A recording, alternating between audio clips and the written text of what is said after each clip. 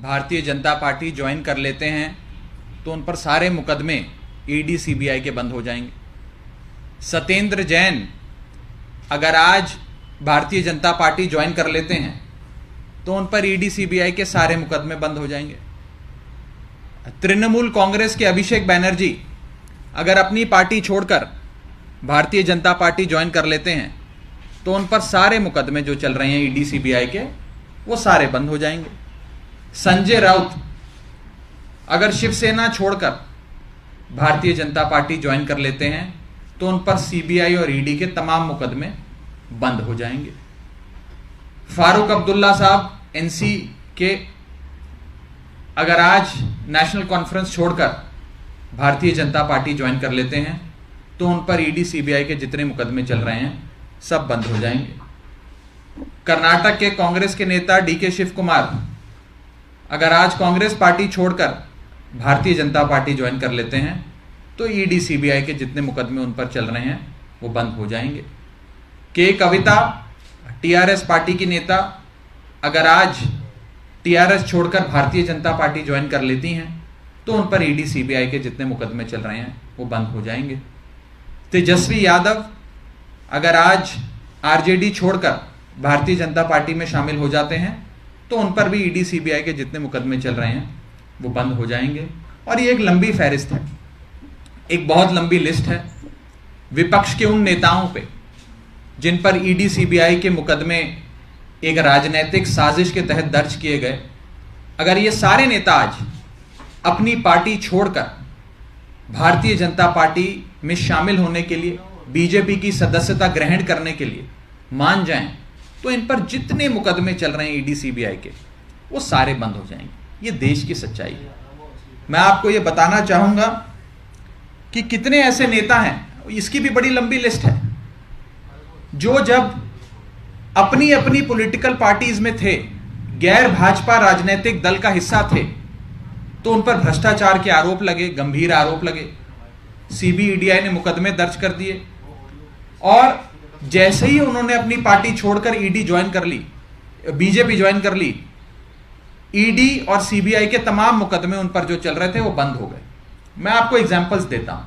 हेमंत बिस्व शर्मा, जिन्हें north east का अमित शाह कहा जाता है, बड़े राजनीतिक रणनीतिकार माने जाते हैं, इन पर गंभीर आरोप लगे थे भ्रष्टाचार के। एजेंसियों ने जांच शुरू कर दी।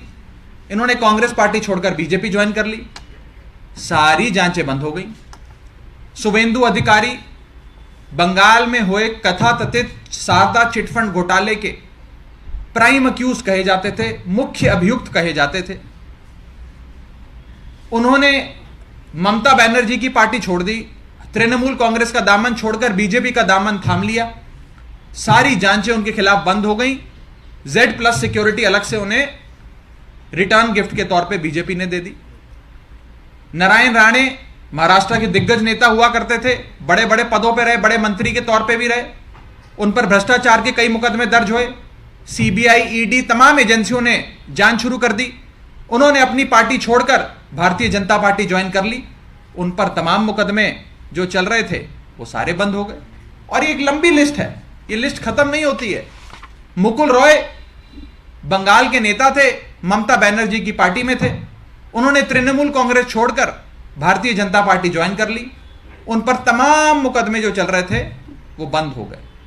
इसी तरह अगर आज मनीष सिसोदिया जी, सत्येंद्र जैन जी, तेजस्वी यादव, संजय राउत, फारूक अब्दुल्ला, के कविता, ये तमाम नेता अगर अपनी अपनी पार्टियां छोड़कर भारतीय जनता पार्टी में शामिल हो जाते हैं तो इन पर जितने मुकदमे चल रहे हैं, इनकम टैक्स के हों, पुलिस के हों, सीबीआई के हों, ईडी के हों, वो तमाम मुकदमे बंद हो जाएंगे। भारतीय जनता पार्टी एक ऐसी वॉशिंग मशीन है जो बिना डिटर्जेंट पाउडर के ही दमदार सफाई देती है।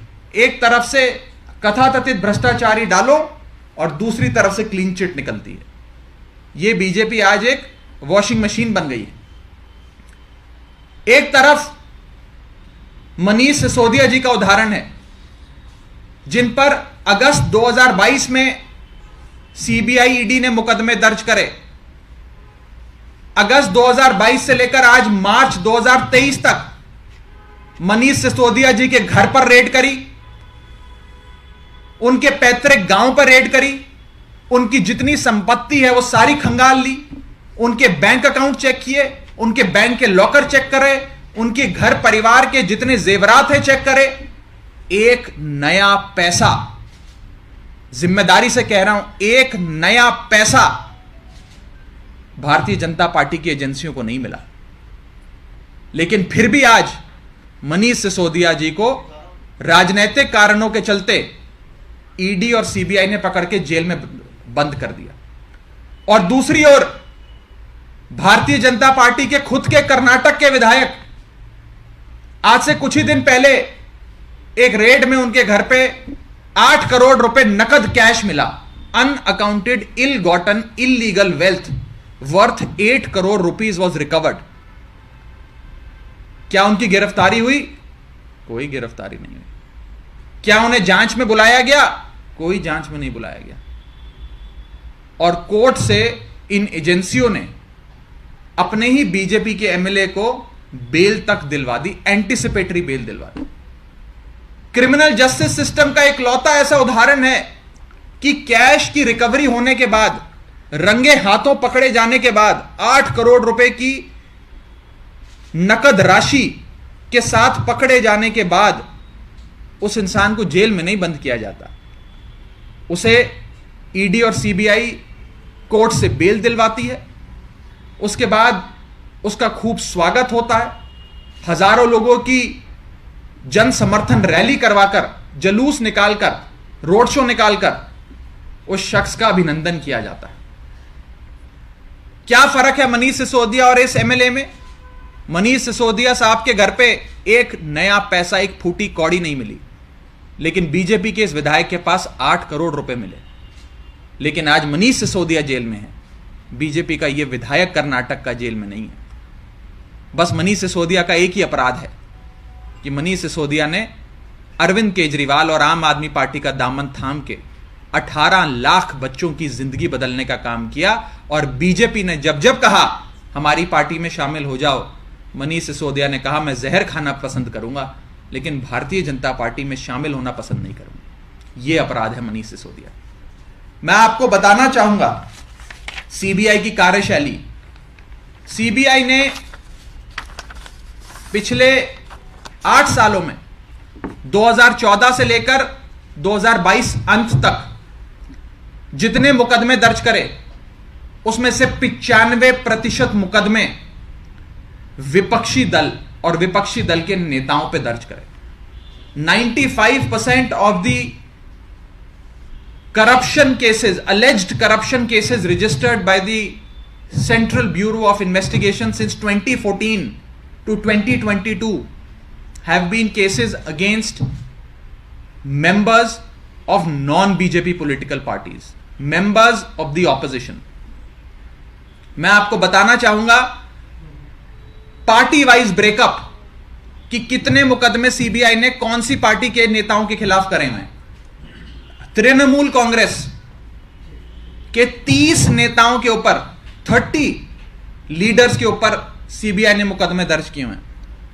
Congress party, Indian national Congress के 26 नेताओं के खिलाफ सीबीआई ने मुकदमे दर्ज करे हैं।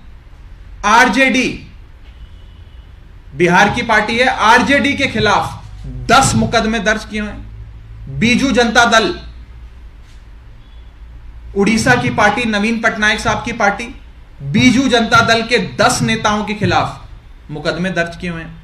वाईएसआरसीपी, आंध्र प्रदेश की पार्टी, इनके खिलाफ 6 मुकदमे सीबीआई के दर्ज किए हुए हैं। बीएसपी, बहुजन समाजवादी पार्टी, इसके 5 नेताओं के खिलाफ सीबीआई ने मुकदमे दर्ज करे हैं। चंद्रबाबू नायडू की पार्टी, टीडीपी, उनके खिलाफ 5 मुकदमे सीबीआई ने दर्ज करे। आम आदमी पार्टी, हमारी पार्टी, इसके खिलाफ 4 नेताओं के खिलाफ सीबीआई ने मुकदमे दर्ज करे। समाजवादी पार्टी, 4 नेताओं के खिलाफ सीबीआई के मुकदमे। एआईएडीएम के 4 नेताओं के खिलाफ सीबीआई के मुकदमे। सीपीएम, वामपंथी सीपीएम के खिलाफ 4 नेताओं के खिलाफ सीबीआई ने मुकदमे दर्ज करे हुए। एनसीपी नेताओं के खिलाफ सीबीआई के मुकदमे दर्ज करे हुए। एनसी नेशनल कॉन्फ्रेंस 2 नेताओं के खिलाफ सीबीआई के मुकदमे। डीएमके 2 नेताओं के खिलाफ सीबीआई के मुकदमे। पीडीपी 1 नेता के खिलाफ सीबीआई का मुकदमा। टीआरएस 2 नेताओं के खिलाफ सीबीआई के मुकदमे। यह सीबीआई की कार्यशैली। इन एजेंसियों का ऐसा राजनीतिक प्रयोग तो आजाद भारत के इतिहास में आज तक नहीं हुआ। और मकसद एक है कि इस देश को विपक्ष मुक्त कर दो, इंडिया को ऑपोजिशन लेस कर दो और भारत के लोकतंत्र को एक तंत्र में बदल दो, तब्दील कर दो। Convert democracy into autocracy and make India an opposition less country.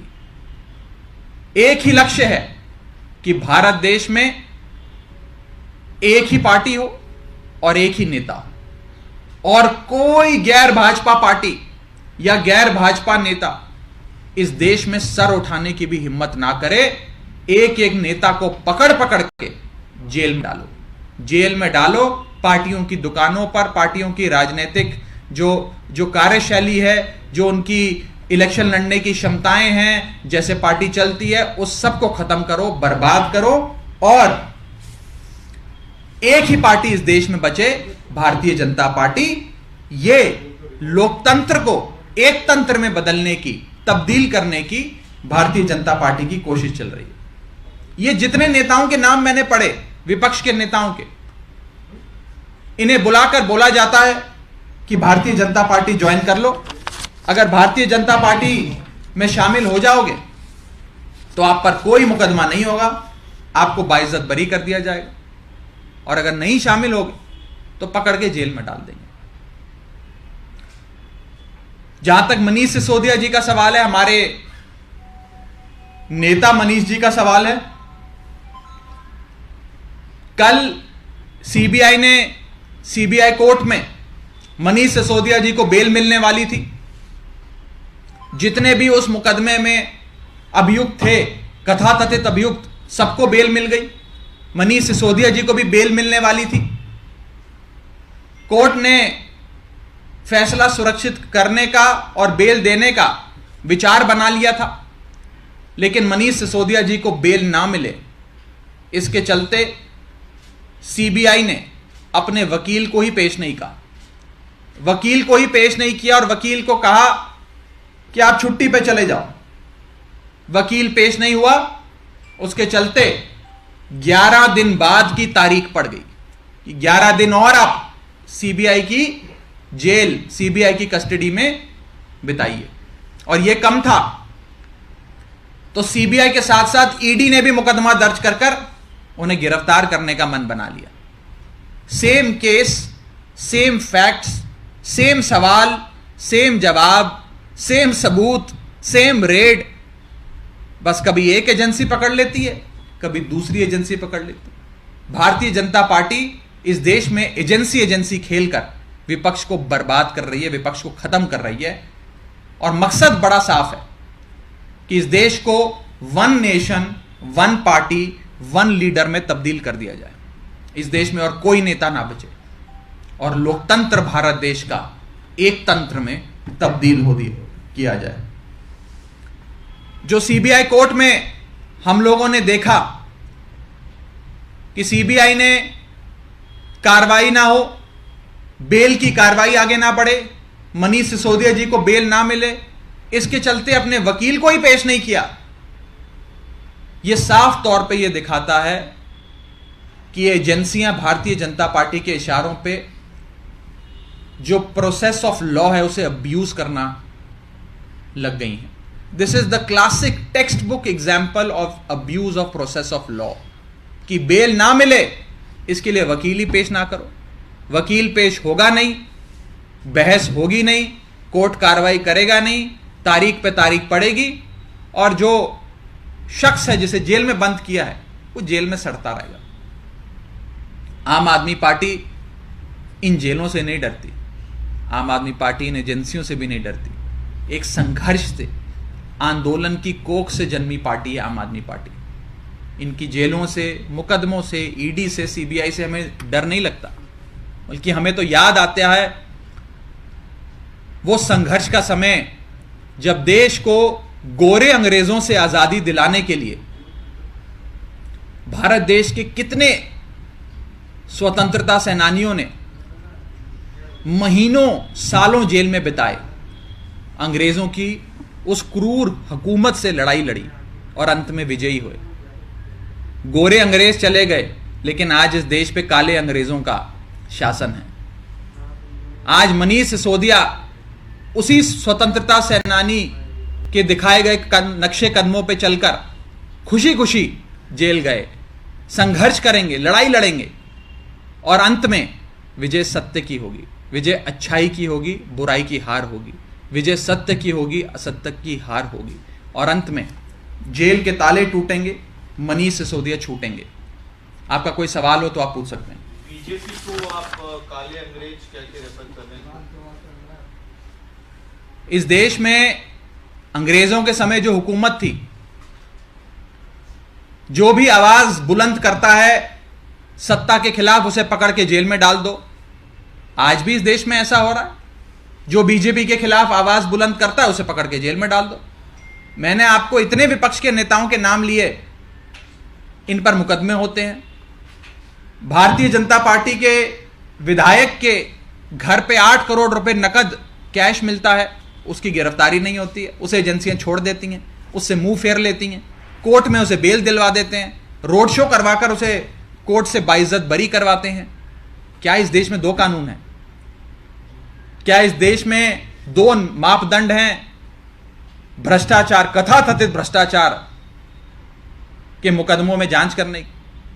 लड़ाई भ्रष्टाचार के खिलाफ नहीं है, लड़ाई विपक्ष के खिलाफ है। The fight is not against corruption, the fight is against the opposition.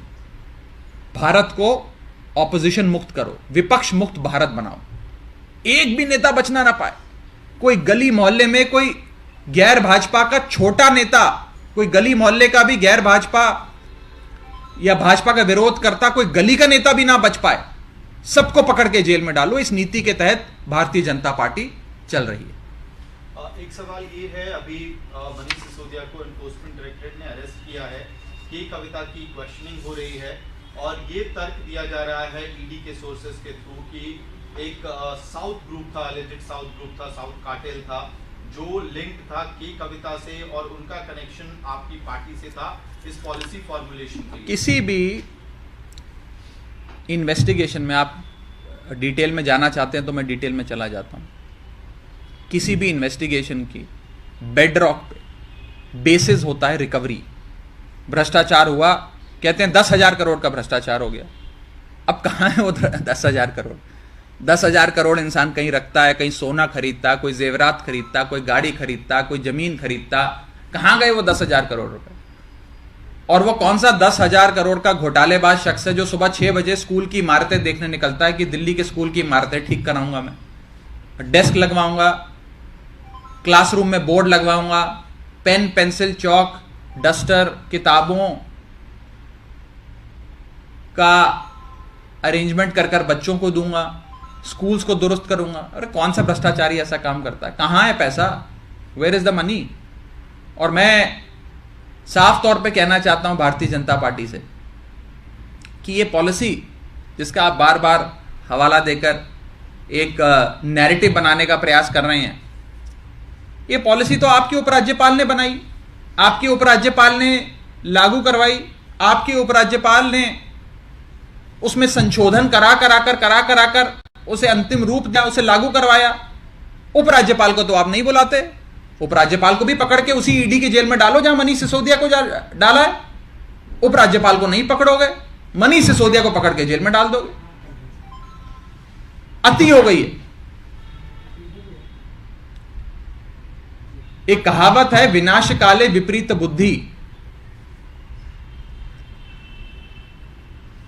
इसके अंग्रेजी अनुवाद है, those whom the God wants to destroy, he first makes them mad with power. आज ये दोनों कथन भारतीय जनता पार्टी पर लागू होते हैं। अति हो गई है इस देश में, गदर मचा दिया बीजेपी ने। सारे विपक्ष के नेताओं को पकड़ के जेल में डालो, लोकतंत्र ना बचने पाए हिंदुस्तान में, एक तंत्र में तब्दील कर दो।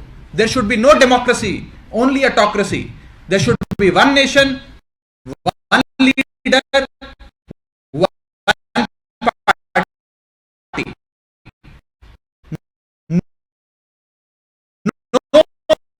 No non-BJP party should even exist in this country.